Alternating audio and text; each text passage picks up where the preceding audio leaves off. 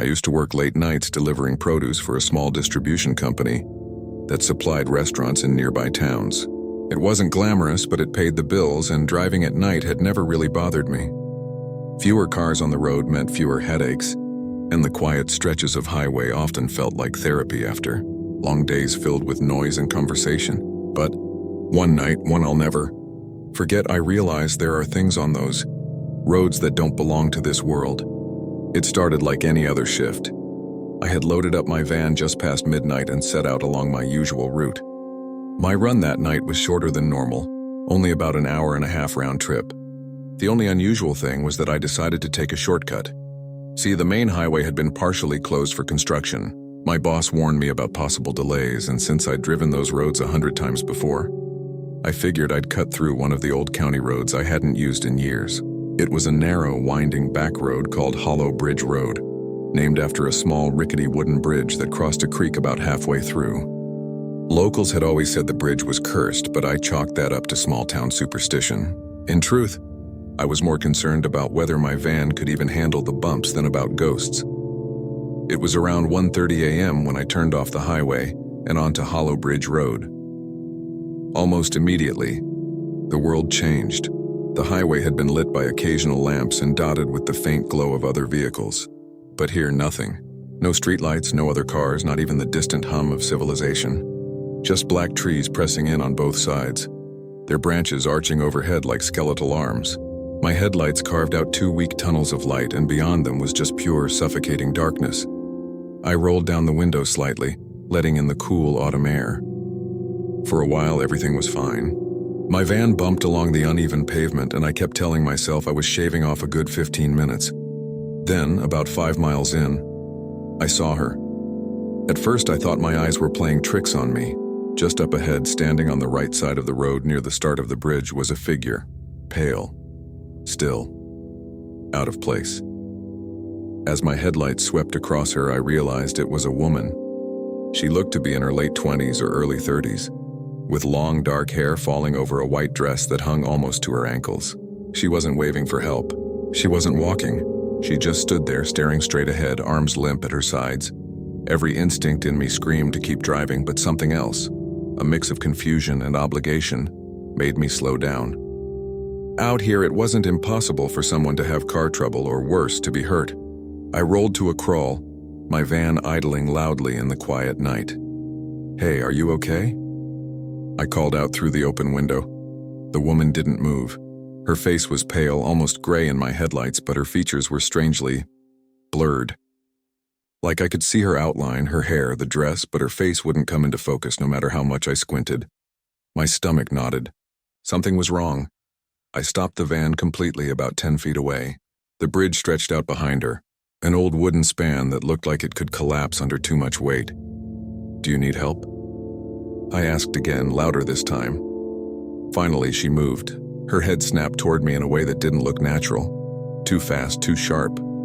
And even though the rest of her face stayed blurry, her eyes locked on mine with a piercing intensity that made my blood run cold. I swear they glowed faintly in the headlights. Before I could react, before I could even decide whether to put the van in reverse, the woman simply vanished. One moment she was there, the next, gone. The road was empty. My hands clenched the steering wheel so tightly that my knuckles ached. My chest was heaving. I blinked rapidly, half convinced I'd just imagined it, but no. I knew what I saw. The urge to turn around and find another route was overwhelming, but Hollow Bridge Road didn't offer many options. Reversing on that narrow, winding stretch in pitch-black night wasn't exactly safe. And besides, I had deliveries to make. So, against my better judgment, I pressed on. The wooden planks of Hollow Bridge creaked under the van's tires as I drove across. Every sound was amplified in the silence, and I couldn't shake the feeling that something unseen was riding across with me. I kept glancing at the mirrors, half expecting to see her sitting in the back seat, but all I saw was my own pale reflection staring back. Once I made it across, I let out a shaky breath and told myself it was over. Just some strange trick of the light, maybe my tired brain conjuring shadows into shapes. But deep down, I didn't believe that. The rest of the drive was uneventful. I made my drop-offs, kept the radio on to fill the silence, and forced myself not to think about the woman. It wasn't until the return trip about 2 hours later that things got worse. The highway, detour signs pushed me right back, toward Hollow Bridge Road. I thought about ignoring them, about risking the construction zone instead, but exhaustion won out.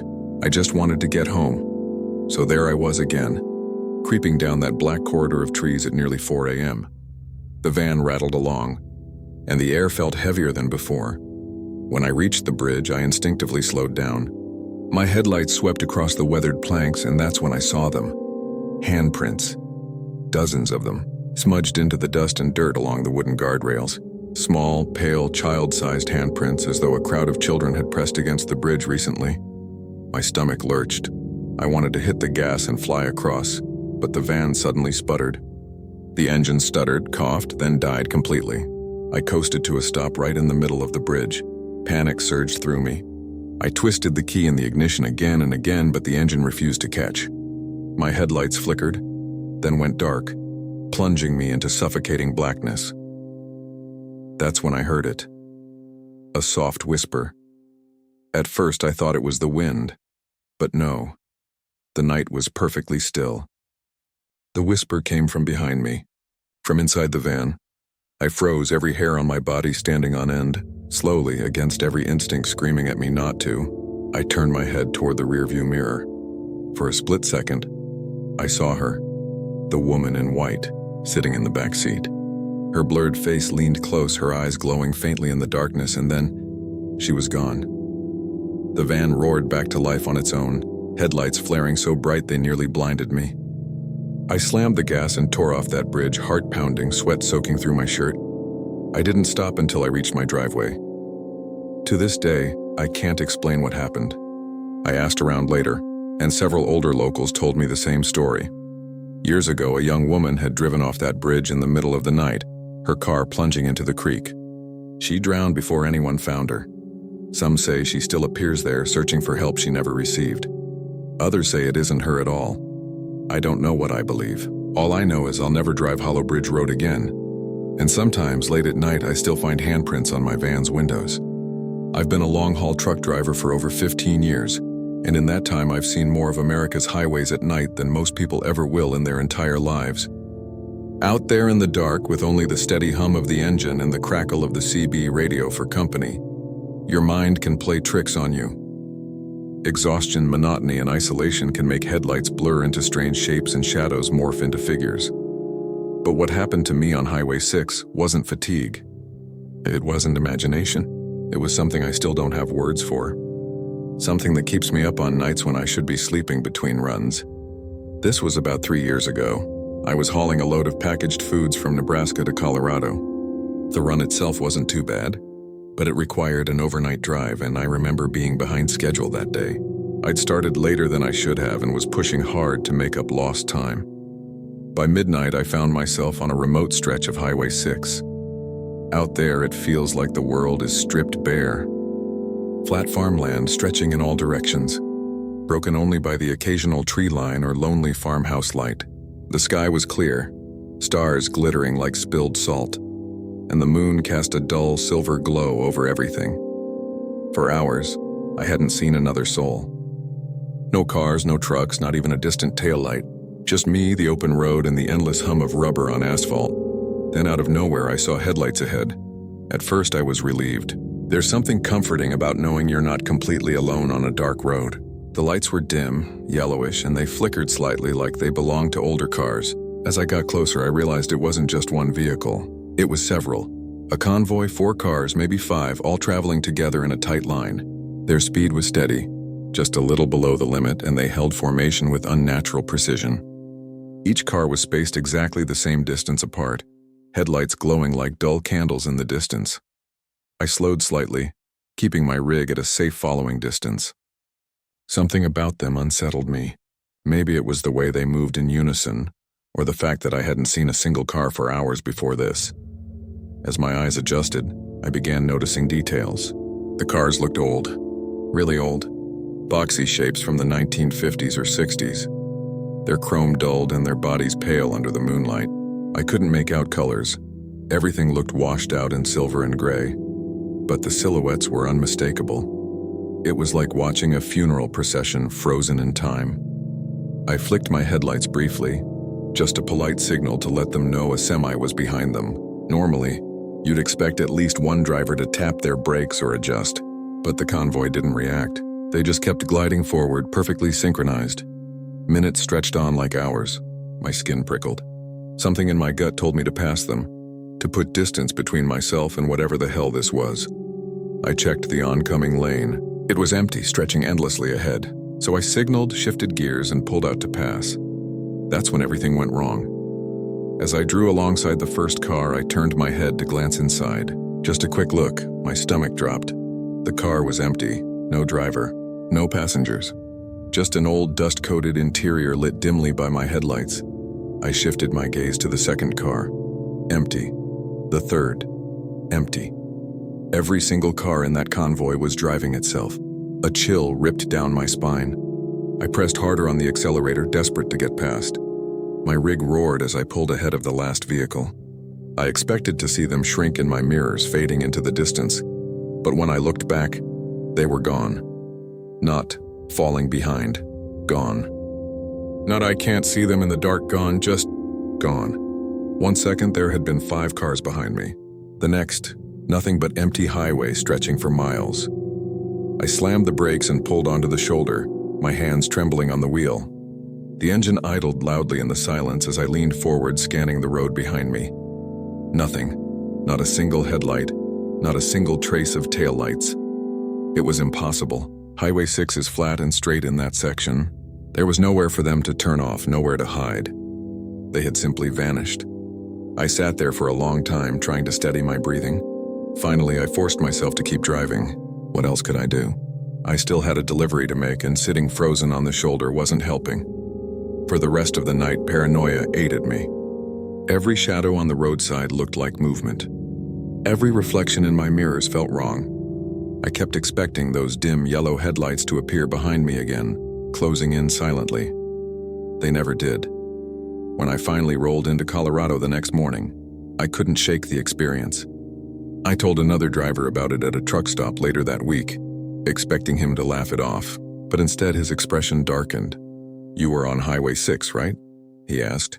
"Yeah," he nodded grimly. "You're not the first. There's a story about a pileup back in the 60s. A whole line of cars got crushed in a chain reaction. Dozens killed. They say sometimes at night the convoy still runs that stretch. Stuck in time, looking for the end of the road. I wanted to dismiss it. Ghost stories are as common as potholes in trucking circles. But deep down I knew what I saw. And sometimes, when I'm driving late and the night feels too still, I swear I catch a glimpse of yellow headlights flickering in my mirrors. Always in a line, always keeping pace, and always gone when I look back. I've never been the kind of person to believe in ghosts. I grew up hearing stories, sure, but I always chalked them up to overactive imaginations, folklore, or sleep-deprived minds filling the gaps in the dark. But what happened to me on a desolate stretch of County Road 13 made me question everything I thought I knew about the world. It was my junior year of college. I had just driven back from visiting a couple of old high school friends in a neighboring town. We'd stayed up late, laughing, reminiscing, drinking cheap beer, and before I knew it, it was past 2 a.m. when I finally hit the road. I should have stayed the night, but I had an exam the next morning. I figured the drive was just over an hour, and I'd rather crash in my own bed. The main highway route was blocked off for maintenance, so I had no choice but to take the back roads. County Road 13. Anyone from the area knows that road. Long stretches of nothing, fields swallowing the horizon, and woods that seem to lean closer the further you go. No gas stations, no lights. Just pavement cutting through black silence. At first it was fine. I had my old Corolla humming along, music playing low to keep me alert. But as the minutes ticked by, the emptiness started to press down on me.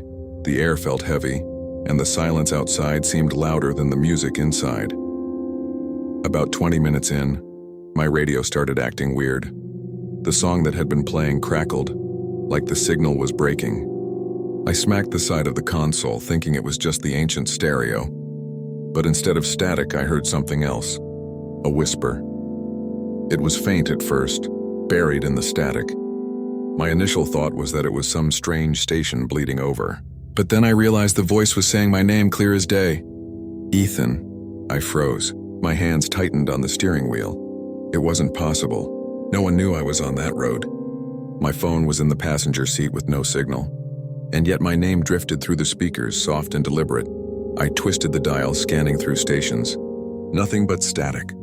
Then the voice again, stronger this time. "Ethan, don't stop." Every muscle in my body locked. My mouth went dry. I glanced at the phone, half expecting some prank, but the screen was dead. "Don't stop." The voice was calm, male, I think, low and steady but distorted like it was coming from a tunnel. I swallowed hard, pressing the accelerator. The Corolla groaned as it picked up speed. My eyes flicked between the road and the radio, waiting for it to cut out, but it didn't. Instead, another sound joined in. Whispers. Dozens of them, layered over each other, all faint, all indistinct, like a crowd murmuring just out of earshot. I couldn't make out words, but I felt them. Urgent, hungry, pressing. The hairs on my arms rose. My chest tightened. I killed the radio, twisting the knob hard to off. The whispers didn't stop. They kept pouring through the speakers, even with the power dead. Louder now. And that's when I realized something that made my stomach plummet. The whispers weren't coming from the radio. They were coming from inside the car. I don't mean metaphorically. I mean the sound was surrounding me. Right there in the cabin, behind me, beside me. I snapped my eyes to the rearview mirror. For a split second, I thought I saw shapes in the back seat, faint, shifting outlines in the dark. Like someone, or multiple someones, were crouched there, whispering directly into my ears. I nearly swerved off the road. "No," I muttered out loud, shaking my head like I could will it away. No, but the whispers only grew louder, more insistent. Then the clear voice cut through them again. "Don't look back. Just keep driving." I obeyed. I don't even know why. Something in the tone, something in the certainty made me listen. My hands gripped the wheel so tight they ached, and I stared straight ahead, eyes locked on the endless black strip of road. For the next 20 minutes, I drove like that. Afraid to blink, afraid to breathe. The whispers swelled and receded, like waves crashing against invisible walls. At one point, I swear I felt fingers graze the back of my neck, cold, feather light. Tears blurred my vision, but I didn't dare slow down. I don't know how, but deep down I knew, if I stopped, something terrible would happen. Finally, the road spat me out near town. Streetlights appeared, glowing like salvation, and just as suddenly as they began, the whispers stopped.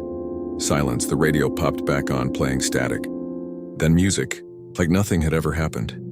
I pulled into my apartment complex, shaking so badly I could barely put the car in park. I sat there for a long time, staring at my reflection in the dark windshield. The next morning, I told myself I must have been sleep deprived, hallucinating, stress, alcohol, exhaustion, anything but what it felt like. But here's the thing that won't let me rest. When I went out to my car the next day, I found something written on the inside of my windshield. 3 words, in tiny letters, scrawled in condensation from the inside. "Don't stop driving. I live in a different town now." I never take back roads, but some nights when I'm half asleep and the apartment is quiet, I swear I hear whispers again, closer, waiting, and I wonder if I really did leave them behind on County Road 13, or if they followed me home.